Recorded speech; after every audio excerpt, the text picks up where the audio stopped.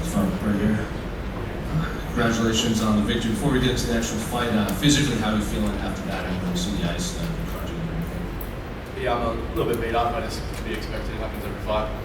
You know, at media day, you said, you know, you wanted this fight, you were excited about this because of what Viacheslav Borshchev brings to you, just how tough he is. So, I know you expected a war, but did you expect a fight like that here in Sydney?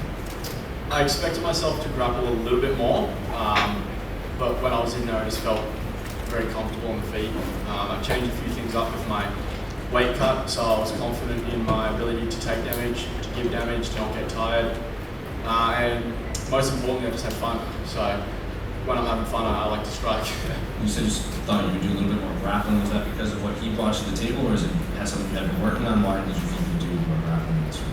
I just expected him to expect me to only strike. I think everyone thinks I'll only strike because I've only shown my striking, so it's like to be expected, right? So yeah, I thought it'd be a good opportunity. Every time I've spoken with Anik and that before the fight, they've always asked me, you know, why don't you grapple more? And I've said I want to keep it up my sleeve for the right fight. This wasn't necessarily that fight in the sense of just taking him down for the sub only, but it was a good opportunity for me to mix it up, and I think I did it at the right times. I could feel him starting to get stalkerish. You know, he puts people on the fence, he gets his head low, and I can see he's like looking to put me out. So disrupt, go underneath, doesn't even need to finish the takedown, just, you know, reset, go back to the center and throw him off a little bit. It seemed like you had a pretty tight submission. I think it was the first round. It was kind of an awkward position. How tight was that? Were you surprised he popped out? Yeah, he did a good job of going belly down there for the DAS.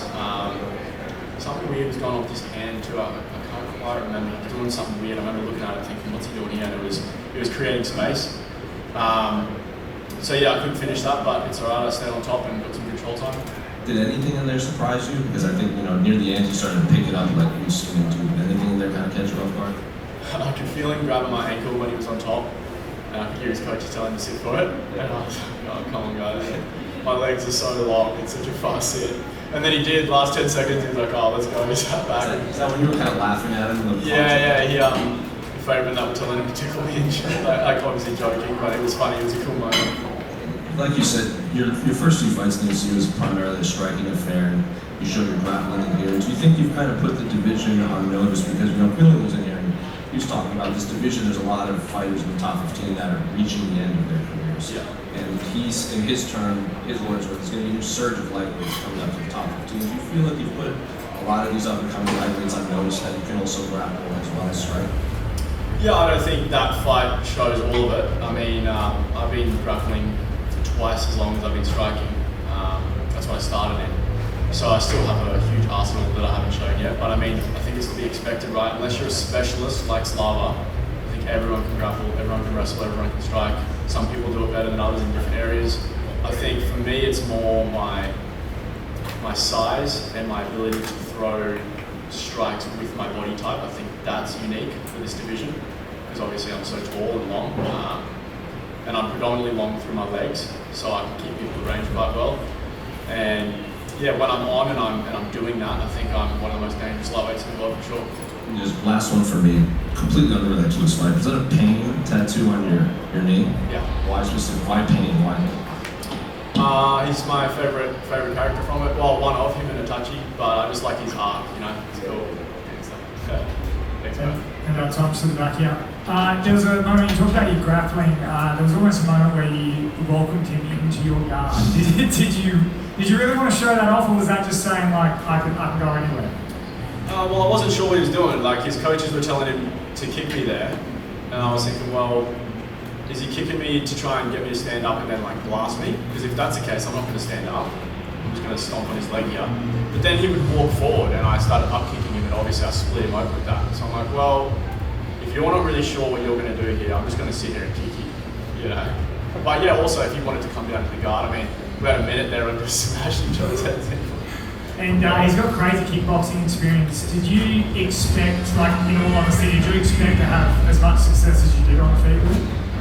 I wasn't sure. Like obviously I know how good of a striker I am, but I've never fought someone like that. I mean, I train with guys who are that level and beyond, but training's always different, right? To do it under the lights with all those people out there is, I guess that's why this fight is so important to me, because I got to find out that I can do that. And And finally, is it the first time going up against an opponent where, I mean, you mentioned having almost a bit of fear when thinking about it. Is this the first time you've almost been sort of scared going in against an opponent? I wouldn't say scared, but I always have a healthy amount of fear and respect for my opponents. Like, I know what can happen. But for him, there was a little bit of an extra touch, obviously, for who he is and what he's done. And it's like, skill for skill, I know why the UFC put this fight together. Like Dana said it on that video, you know, it's two strikers going to punch the shit out of each other. So it's like, one of us is probably going to drop, I hope it's not me. So I changed some things up in my approach to my weight cut, and yeah, it wasn't me. What were the things that you changed up? So for my entire professional career, I've made weight without any sort of sweat or dehydration. Like, it's all just been through diet. But that actually ends up taken away from me, like, physically. Like, it's just not good for your testosterone levels, and like being that low body fat percentage not good.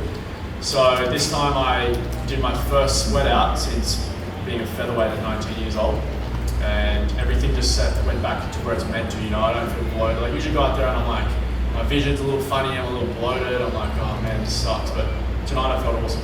Today. Awesome. Congrats, mate. Thank you, bro. Tom, just over here to your right. Talking about that heightened kind of level of respect you had because of your opponent's previous, history with striking.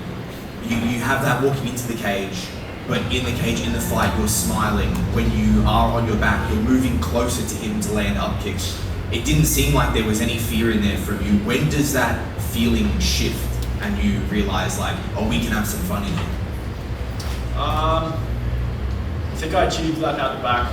My coach has a really good way of talking to me. He can tell when I'm a bit too tense, and he'll let me know. He says the right words to me, like, relax, have fun out there. He gets me in my flow state, sort of thing. So like, the warm up is usually quite tense and rigid, and then I relax a little bit, and then I kind of go maybe a little bit overboard with the flowiness, and then I kind of find the happy medium and rein it in.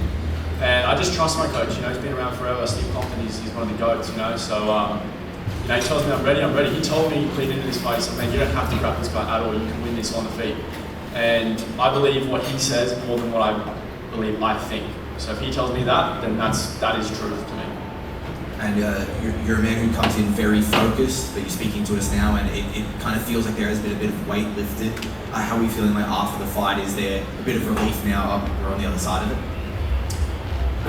Yeah, I mean, I love being in camp. I love having that pressure, but also it's like, out the back you also hate it. You're like, oh, I can't wait for this to be over.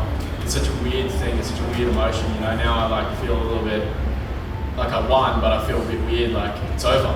Everything I've been working for this whole time. The last fight was 5 months ago. I got straight back in the gym.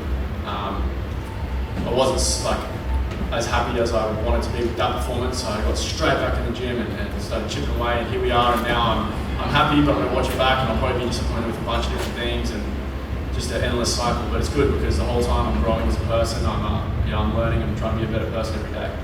Awesome. Congratulations. Thank you, bro. Hey Tom, just in the middle here. How zoned in are you when you're doing that walkout? Do you hear the Aussie crowd kind of cheering you on, or are you so zoned in you don't hear anything, and therefore it doesn't really matter where you fight? Or do you notice that crowd? As my career has progressed, I've become more comfortable with that. Like, I remember fighting on Eternal at the Southport Sharks and walking out, and, maybe 1,000 people and feeling so nervous. But this one was like almost like a video game or a movie. I could hear the crowd. I was fist bumping them, and I'm looking up and I remember in Perth looking up and seeing the crowd and being a little bit intimidated by that. This time I looked up and I was like, oh, this is awesome. Like, it felt like a movie. Thanks. Thank you, guys.